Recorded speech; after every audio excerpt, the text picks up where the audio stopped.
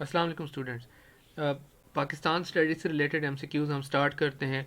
पहले की तरह इसमें एक्स्ट्रा इन्फॉर्मेशन भी प्रोवाइड की जाएगी। जैसे मैं पहले एक एमसीक्यू की बात करता हूँ, लेकिन उससे रिलेटेड जितनी भी बातें जुड़ी होती हैं मैं सब के ऊपर बात करता हूँ। स्टार्ट करते हैं जी, टाइम वेस्ट नहीं करते कोई गपशप में। तो पाकिस्तान और ईरान जो है एक मुआहदा है, एक ऑर्गेनाइजेशन का हिस्सा रहे हैं सेंटो के।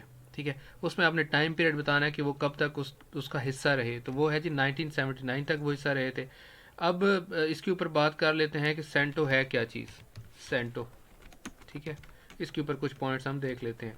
सबसे पहले यह है कि जी इसको मिडल ईस्ट ट्रीटी ऑर्गेनाइजेशन कहा जाता है। मिडल ईस्ट ट्रीटी ऑर्गेनाइजेशन भी इसको कहा जाता है। और इसको इसको जो है वो सेंट्रल ट्रीटी ऑर्गेनाइजेशन का नाम भी दिया जाता है। पहला पॉइंट तो ये हो गया। दूसरी बात यह है कि ये सेंटो है क्या चीज़। ये तो इसका नाम हो गया। सेंटो है क्या चीज़ कि ये बेसिकली एक मिलिट्री अलायंस है। मिलिट्री अलायंस है, ठीक है, ऑफ द कोल्ड वॉर, जो कि यूएसए और सोवियत यूनियन, अब तो सोवियत यूनियन नहीं है, अब तो वो टूट गया था।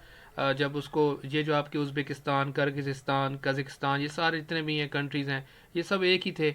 और इसमें रशिया था, उसको सोवियत यूनियन कहा जाता था, लेकिन फिर बाद में वो ख़त्म हो गया। तो फिर अमेरिका और ये इसकी जंग थी जिसको कोल्ड वार का नाम दिया जाता है। उसकी ज़रूरत नहीं है डिटेल में जाने की, आगे बात करते हैं। इसका जो हेड क्वार्टर है ये बड़ा इंपॉर्टेंट है। हेड क्वार्टर्स अलहदा से भी करवाऊंगा, पूछे जाते हैं। तो इसका जो हेड क्वार्टर है वो बगदाद में रहा पहले। इसमें ज़रा ये एमसीक्यू थोड़ा सा ट्रिकी भी आ जाता है कि पहले कौन सा था और अभी मतलब बाद में फिर कौन सा हुआ। तो 1955 से लेके 1958 तक ये इसका जो हेड क्वार्टर है बगदाद था। और अभी जो बाद में फिर इसका हेड क्वार्टर जो वो अनकरा जो है वो उसको डिक्लेयर किया गया। नेक्स्ट ये है कि इसको ना ये जो मैंने लिखा है मिडल ईस्ट ट्रीटी ऑर्गेनाइजेशन, इसको अगर शॉर्ट फॉर्म में लिखें तो इसको मी टू लिखते हैं शॉर्ट फॉर्म में। ये भी आपको पता होना चाहिए। फिर ये जो सेंटो है ये इस्टेब्लिश कब हुई थी। इस्टेब्लिश्ड, तो इसकी डेट आपको पता होनी चाहिए। ये हुई थी जी 24 फरवरी 1955 में हुई थी। और इसके जो मेंबर्स थे, मेंबर्स का फिर पता होना चाहिए। तो इसके जो मेंबर्स वो ईरान, इराक, उसके बाद पाकिस्तान और टर्की। ठीक है, तो ये इसके जो हैं वो मेंबर्स थे, आपको मेंबर्स के नाम आने चाहिए। चलें, और क्या बात आपको पता होना चाहिए। नेक्स्ट ये पता होना चाहिए कि जो सेंटो का जो अलायंस है वो डिज़ोल्व कब हुआ था। मैं पूरी बात लिख लेता हूँ। सेंटो अलायंस डिज़ोल्व, तो ये हुआ था जी 16 मार्च 1979 में। ठीक है, उसके बाद ये है कि पाकिस्तान ने किस साल, ये अक्सर पूछा जाता है कि पाकिस्तान ने किस साल में सेंटो को लेफ़्ट किया, ये छोड़ा उसको। तो 1979 में, जो कि मैं ऑलरेडी बता चुका हूँ। अच्छा, नेक्स्ट बात करते हैं। नेक्स्ट हमारे पास एमसीक्यू है कि जो ड्रामा है वारिस, उसमें जो मेन रोल है वो किसने प्ले किया था। तो उसका उस शख्स का नाम है जी आबिद अली। एक ये भी इंपॉर्टेंट है, पीपीएससी में ये क्वेश्चन कई बार आ चुका है, ये वाला ना, ये वाला आबिद अली के बारे में।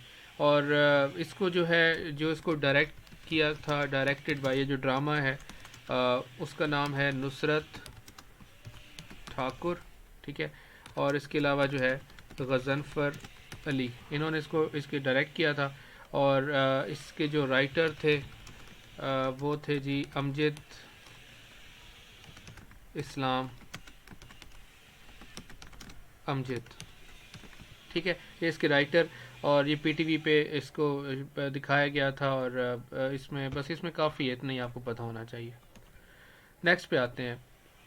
पब्लिक प्राइवेट पार्टनरशिप जो एजुकेशन है, उसमें एजुकेशन पब्लिक प्राइवेट पार्टनरशिप, उसको कब प्रमोट किया गया था।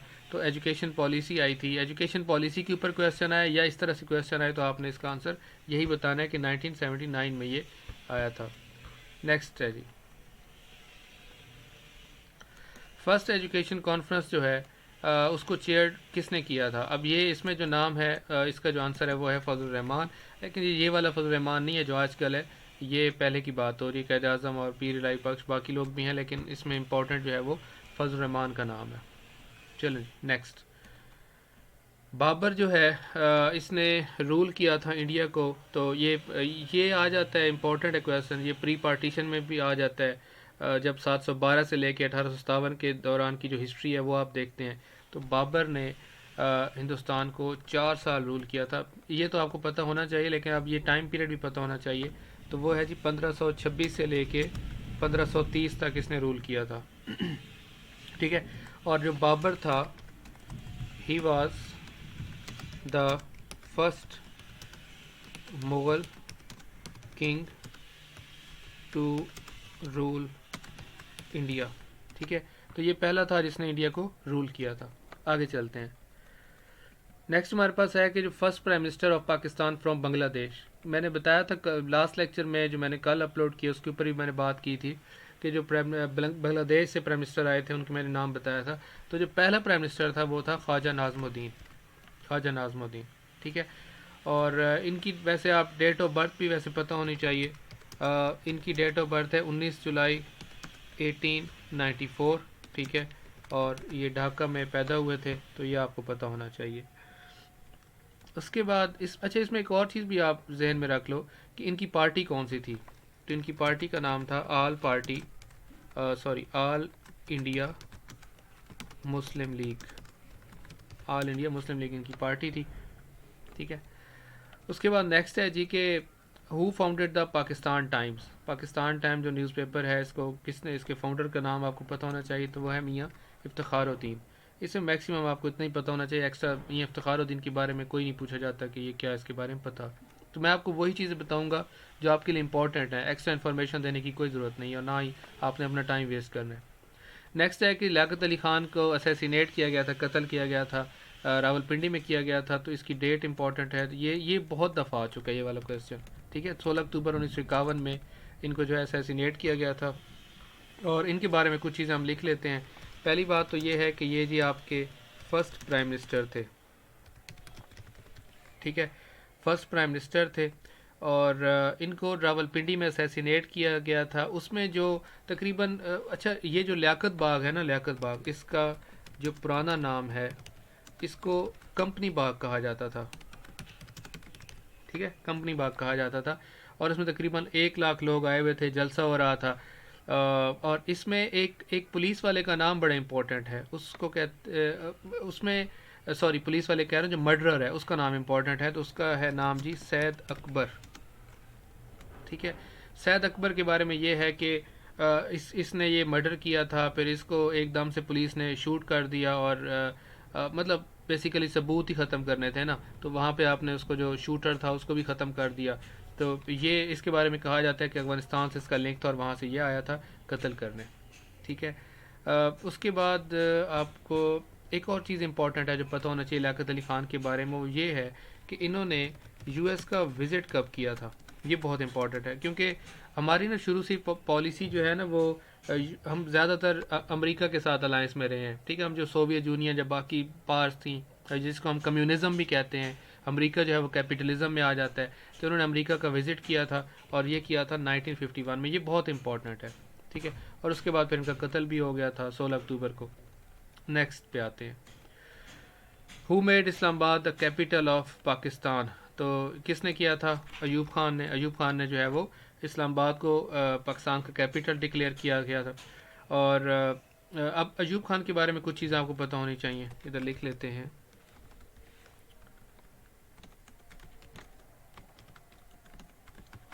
अयूब खान। ठीक है। अयूब खान के बारे में पहली चीज़ ये पता होनी चाहिए कि जी ये प्रेसिडेंट थे पाकिस्तान के। ठीक है। और इनका टाइम पीरियड आपको पता होना चाहिए, 27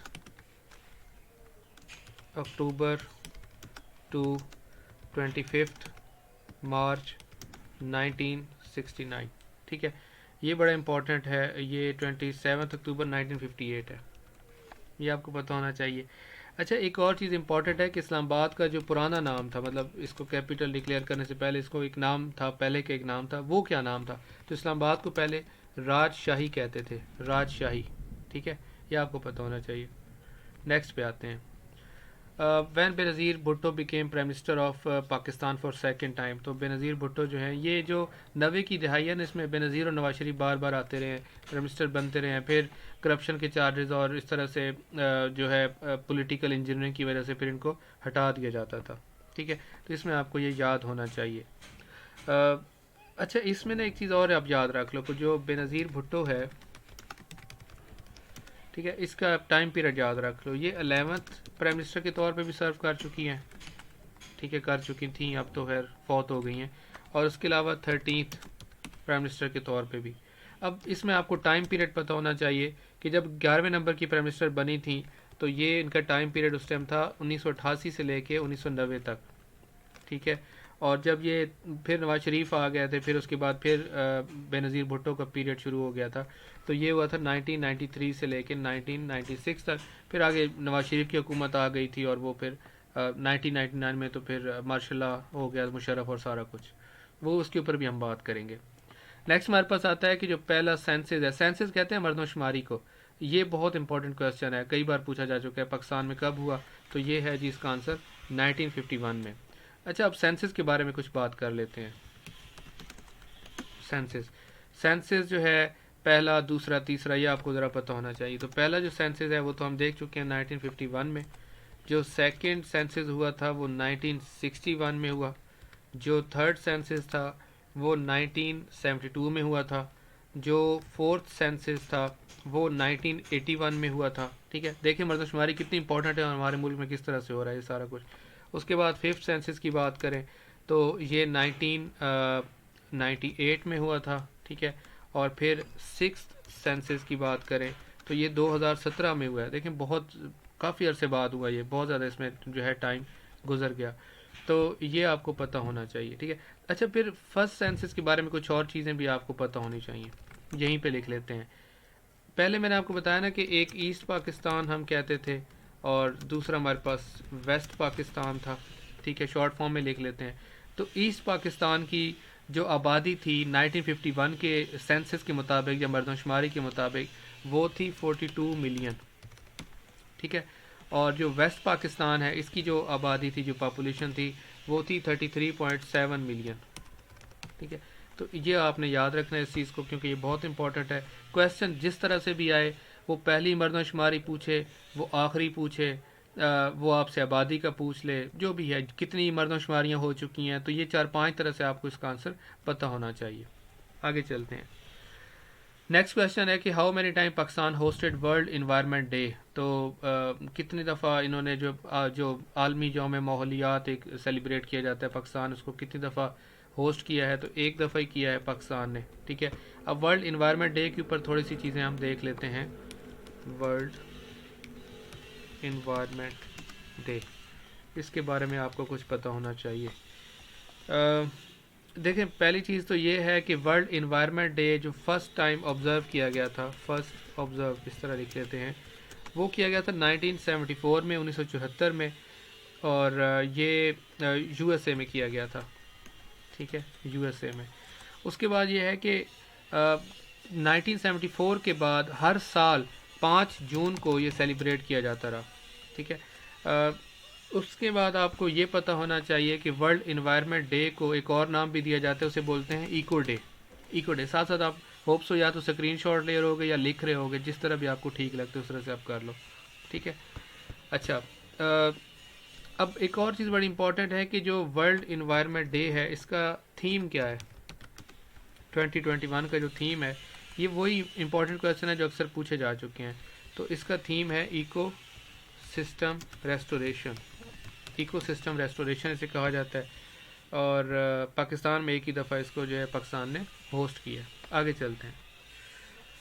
the इनागुरल session of the first constituent assembly of Pakistan को किसने चेयर किया था, तो ये है जी आपके JN मंडल, जोगिंदर नाथ मंडल इन्हें बोला जाता है। ठीक है, और ये आपको पता होनी चाहिए। इसमें एक चीज़ और बड़ी इंपॉर्टेंट है जो आ चुकी है पेपर में, वो है 11 अगस्त 1947। ये डेट बड़ी इंपॉर्टेंट है, क्योंकि इस डेट पे क़ायद आज़म जो थे वो फर्स्ट स्पीकर, या उनको आप प्रेसिडेंट भी कह सकते हैं, वो इलेक्ट हुए थे। लिख लेते हैं, क़ायद आज़म was elected as first president of Pakistan. ठीक है, और इसके अलावा एक और भी बड़ी इंपॉर्टेंट चीज़ हुई थी 11 अगस्त को, वो ये था कि national flag was approved. National flag was approved by the assembly. ठीक हो गया। अच्छा जी, नेक्स्ट पे आते हैं। ये हमने कल भी देखा था कि who presented the objective resolution in the constituent assembly. Last lecture जो मैंने दिया उसमें मैंने ये बताया हुआ था। तो किसने प्रेजेंट किया था? लियाकत अली खान ने प्रेजेंट किया था। ठीक है, उसके बाद नेक्स्ट पे आते हैं। नेक्स्ट हमारे पास है कि जो एक मिनट, ऑब्जेक्टिव रेजोल्यूशन को असेंबली में जो प्रेजेंट किया गया था वो कब किया गया था? तो ये 1949 में किया गया था। ठीक है, प्रेजेंट करना कुछ और चीज़ है और इसका जो पास होना कुछ और चीज़ है। ये दोनों डेट्स आपको पता होनी चाहिए। ऑब्जेक्टिव रेजोल्यूशन, ठीक है, इसमें जो प्रेजेंटेड की डेट और है, प्रेजेंटेड की डेट है 7 मार्च 1949 और पास्ट की डेट है जी 12 मार्च 1949। ठीक है, और प्रेजेंट करने वाले का नाम तो मैंने बता ही दिया, लियाकत अली खान। तो ये 3-4 तरह से क्वेश्चन आ सकते हैं, मैक्सिमम इस तरह आपसे पूछा जा सकता है। नेक्स्ट पे आते हैं।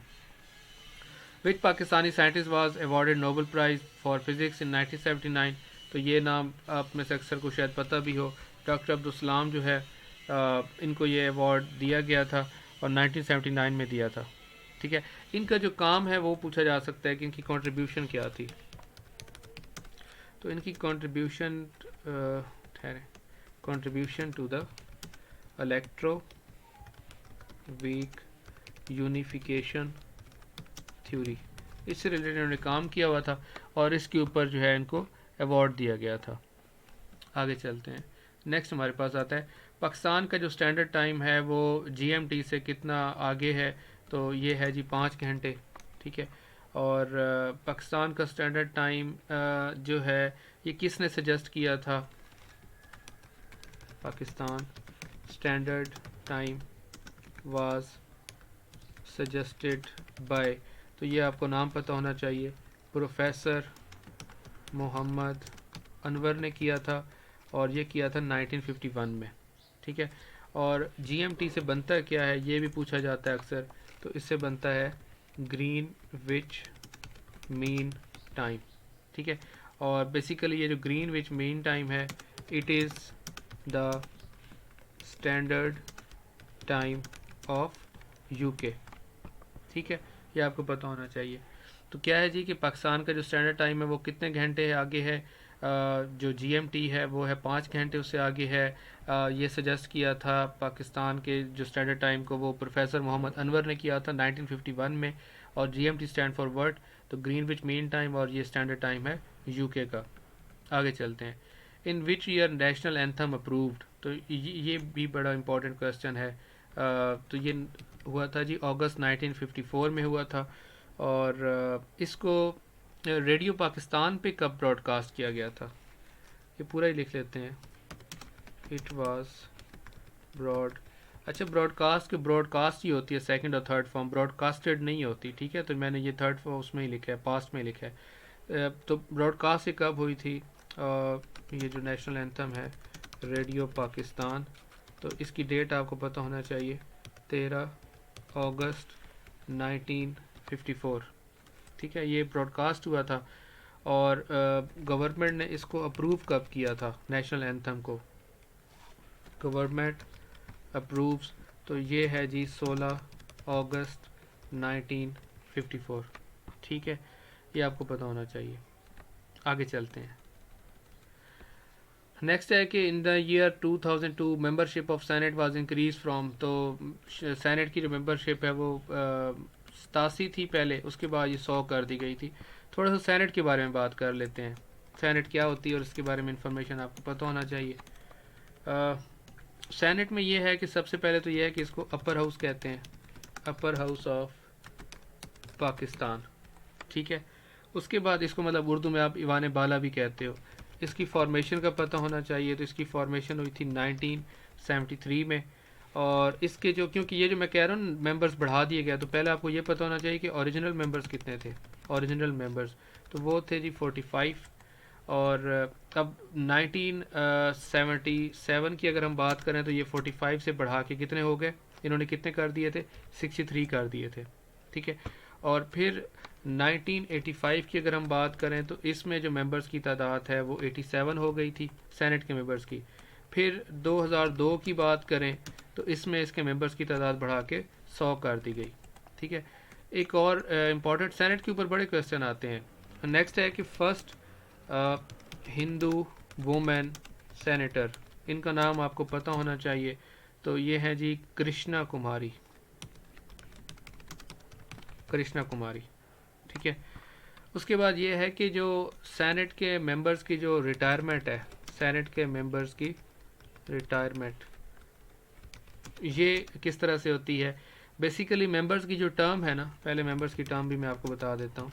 मेंबर्स की टर्म होती है 6 साल की, लेकिन इसमें जो रिटायर हो जाते हैं वो 3 साल पे, मतलब वो हर 3 साल बाद जो है इनकी रिटायरमेंट हो जाती है। और इसका जो हेड होता है सेनेट का, हेड ऑफ सेनेट, उसको चेयरमैन कहते हैं। ठीक है। और जो आपको जब एक वर्ड बोलते हो ना, एक पार्लियामेंट, पार्लियामेंट बोलते हो, ठीक है, तो पार्लियामेंट का क्या मतलब होता है, इसमें आपके पास नेशनल असेंबली और उसके साथ आपके सेनेट, इन दोनों को मिला के आप पार्लियामेंट बोलते हो। ठीक है। नेक्स्ट हमारे पास आ जाता है कि हर सूबे को सेनेट में कितनी सीटें दी जाती हैं, सीट्स फॉर, ये सेनेट के ऊपर काफ़ी चीज़ें पूछी जाती हैं इसलिए मैं काफ़ी ज़्यादा आप लोगों को बता रहा हूँ। तो 23 सीट्स दी जाती हैं। ठीक है। उसके बाद हमारे पास आ जाती हैं वोमेन सीट्स। वोमेन सीट्स का पता होना चाहिए सेनेट में। तो इसमें जो सबसे पहले हमारे पास आ जाते हैं बलूचिस्तान। बलूचिस्तान की भी 4 सीटें होती हैं। सिंध की बात करें तो इसकी 4 सीटें होती हैं। KPK ये जो औरतों को जो दी जाती हैं, ठीक है, इसकी भी 4 सीटें होती हैं। फिर पंजाब की बात करें तो यहाँ भी 4 सीटें आ जाती हैं। ठीक है। और इस्लामाबाद की बात करें कैपिटल टेरिटरी की, तो यहाँ पे 1 सीट है। तो टोटल जो वुमेन सीट्स हैं सेनेट में वो कितनी हो गई, 17 हो गई। ठीक है, 17 सीट दी जाती हैं। उसके बाद नेक्स्ट हमारे पास एक और है कि यंगेस्ट चेयरमैन सेनेट। ठीक है, जो यंगेस्ट चेयरमैन सेनेट है वो आजकल भी वही है, उसका नाम है सादिक संजरानी, ये यंगेस्ट है। ठीक है। और ये क्वेश्चन पहले बहुत दफ़ा आ चुका है, आजकल तो कुछ पेपर्स में ये नहीं आया कि फर्स्ट चेयरमैन सेनेट जो है उसका क्या नाम है। उसका नाम क्या था। ठीक है, तो उसका नाम था हबीबुल्ला खान। ठीक है, ये आपसे अक्सर पूछ लिया जाता है। आगे चलते हैं। अच्छा, अब ये देखें ना, उसी से रिलेटेड क्वेश्चन आ गया कि membership of senate was increase from 45 to 63। तो कब की गई थी ये मैं बता चुका हूँ। तो ये 1977 में ये की गई थी, इंक्रीज़ की गई थी। ठीक है। और नेक्स्ट क्वेश्चन है कि जो मेंबरशिप ऑफ सेनेट है वो 87 से 100 किए गए थे, तो वो किस ईयर में की गई थी, तो वो 2002 में की गई थी। ठीक है। उसके बाद आते हैं जी कि who was the first chairman of senate. ये देखिए ये क्वेश्चन रिपीट भी होते हैं। जब आप किसी भी टॉपिक को थॉरोली डिस्कस कर रहे होते हो तो जब भी उसकी रिपीटिशन होगी आपके लिए आसानियाँ हो जाती हैं। तो जो फर्स्ट है उसका नाम हबीबुल्ला, ये मैं पहले ही बता चुका हूँ। आगे चलते हैं। मलिहा लोधी के ऊपर बात करते हैं कि ये परमानेंट रिप्रेजेंटेटिव के तौर पे रहीं यूनाइटेड नेशन में। ये किस साल इनको जो है यूनाइटेड नेशन में रिप्रेजेंटेशन दी गई थी, तो ये 2015 में इनको दी गई थी। ठीक है। उसके बाद है जी, अच्छा मलिहा लोधी को ना एक चीज़ और आप याद रख लो कि इनको हिलाल इम्तियाज़ जो है ये भी इनको दिया जा चुका है। ठीक है। और अभी जो इसको रिप्लेस किया है मलिहा लोधी को, वो किया है जी मुनीर अकरम ने। मुनीर अकरम ने रिप्लेस किया और ये किया था इन सितंबर 2019 में। ठीक है, तो इसने इसको रिप्लेस किया था। आगे चलते हैं। हमने टोटल 25 करने होते हैं, ऑलमोस्ट 20 से 25 के दरमियान, तो बस ये हमारा ख़त्म ही होने वाला है। एट्थ अमेंडमेंट की बात करते हैं कि एट्थ अमेंडमेंट कब पास की गई, तो ये दिसंबर 1985 में की गई थी। ये भला किसका टाइम पीरियड है, ये ज़ियाउल हक का टाइम पीरियड है, ठीक है। और इसमें जो एट्थ अमेंडमेंट होती है, ये जो है सदर को इख्तियार देता है कि वो असम्बली को तहलील कर सकता है, ठीक है। मैं इसको लिख लेता हूँ। It allowed the president to unilaterally